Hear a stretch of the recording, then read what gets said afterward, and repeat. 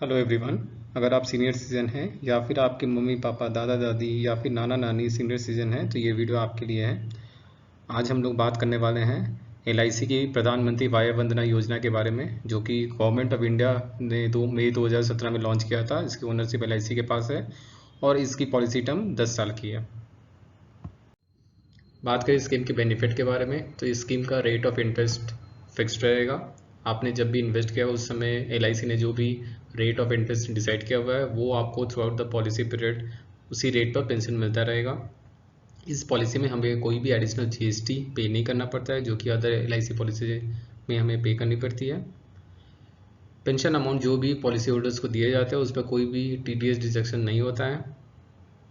10 साल के कंप्लीशन के बाद जो भी इन्वेस्टेड अमाउंट था along with last pension due amount वो पॉलिसी होल्डर्स को वापस दे दी जाती है। इन केस पॉलिसी होल्डर की डेथ हो जाती है with in the period of 10 years तो नॉमिनी को फुल इन्वेस्टेड अमाउंट इसके साथ जो भी पेंशन ड्यू रहा है एलआईसी की तरफ से वो उसे वापस दे दी जाती है। 3 साल कंप्लीशन के बाद अगर पॉलिसी होल्डर चाहे तो 75% of the amount invested amount वो एज अ लोन उठा सकती है।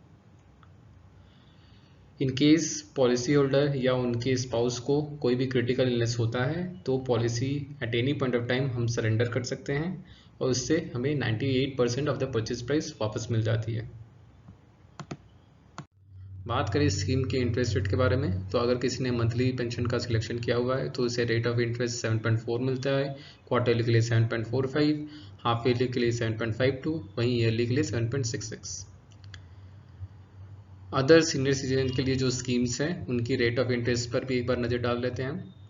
सीनियर सिटीजन सेविंग स्कीम्स के लिए 7.4% क्वार्टरली हमें इंटरेस्ट रेट मिलती है। पीपीएफ के लिए 7.1% क्वार्टरली। एनपीएस का रेट ऑफ रिटर्न कोई फिक्स नहीं है बिकॉज वो मार्केट लिंक्ड है। बात करें इस स्कीम के मिनिमम और मैक्सिमम पेंशन के लिए तो मंथली के लिए 1000, क्वार्टरली के लिए 3000, हाफ ईयरली के लिए 6000, वहीं ईयरली के लिए 12000 पेंशन के लिए अप्लाई किया जा सकता है। मैक्सिमम पेंशन में 9250 हर महीने के लिए, हर क्वार्टर के लिए 27750, हाफ ईयरली के लिए 55,500 और ईयरली के लिए 1,11,000 मैक्सिमम पेंशन के लिए अप्लाई किया जा सकता है।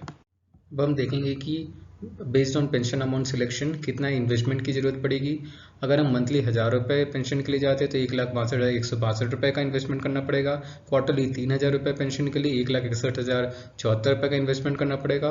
हाफ ईयरली 6000 रुपये पेंशन के लिए 1,59,574 रुपये का इन्वेस्टमेंट करना पड़ेगा। वहीं ईयरली 12,000 रुपये पेंशन के लिए 1,56,658 रुपये का इन्वेस्टमेंट करना पड़ेगा। अब देखा जाए मैक्सिमम पेंशन के लिए तो 9,250 रुपये, मंथली पेंशन के लिए 15 लाख का इन्वेस्टमेंट करना पड़ेगा। 27,750 रुपये क्वार्टरली पेंशन के लिए 14,89,933 रुपये का इन्वेस्टमेंट करना पड़ेगा। हाफ ईयरली 55,500 रुपये पेंशन के लिए 14,76,064 रुपये का इन्वेस्टमेंट करना पड़ेगा। वहीं ईयरली 1,11,000 रुपये पेंशन के लिए 14,49,086 रुपये का इन्वेस्टमेंट करना पड़ेगा। अब हम समझ लेंगे कि कौन इस स्कीम का बेनिफिट उठा सकते हैं। तो कोई भी भारत का नागरिक जिनकी उम्र 60 साल या उससे ज़्यादा है वो इस स्कीम के लिए अप्लाई कर सकते हैं। उनके पास वैलिड पैन या आधार होना चाहिए, उनका खाता किसी भी आरबीआई के अप्रूव्ड बैंक में होना चाहिए और इस स्कीम की पेमेंट चेक, एनईएफटी या आईएमपीएस के थ्रू की जा सकती है। कैश डिपॉजिट इस स्कीम के लिए बिल्कुल भी अलाउड नहीं है। आगे इस स्कीम के बाकी डिटेल्स पे भी नज़र डाल लेते हैं। इस स्कीम को आइदर या ऑनलाइन या फिर ऑफलाइन एजेंट्स के थ्रू अप्लाई किया जा सकता है।